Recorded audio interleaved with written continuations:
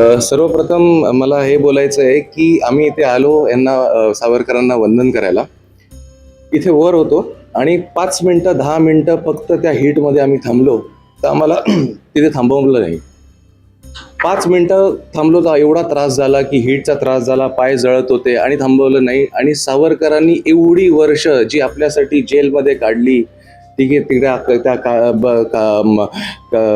पाण्यामध्ये ती सजा त्यांनी अनुभवली, तो प्रवास त्यांनी तो जो त्रास त्यांनी आपल्यासाठी काढला, तो त्रास 5 मिनिटामध्ये आम्हाला जाणवला की किती तो त्रास होता. आणि आज ते फील होत आहे आम्हाला ती गोष्ट. तर मी पर्सनली मला हे बोलायचं आहे की मला खूप प्राऊड फील होत आहे की सावरकर जे आपल्या भूमीमध्ये जन्माला आले. आणि अजून प्राऊड फील होत आहे की हे सावरकर जे स्मारक आहे आणि सावरकरांचं खूप सारं अस्तित्व जे आहे आमच्या शिवाजी पार्क, आमच्या माहीम विधानसभेला लाभलं आहे.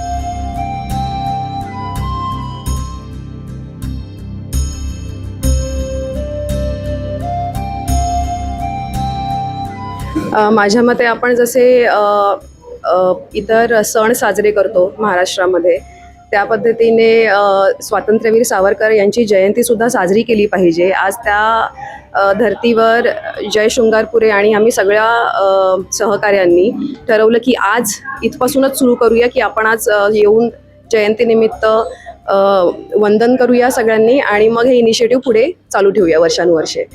सगळ्यांना स्वातंत्र्यवीर सावरकर जयंतीनिमित्त शुभेच्छा. आज स्वातंत्र्यवीर सावरकरांचा जन्मदिवस आहे आणि 28 मे 1883 रोजी त्यांचा जन्म झाला होता.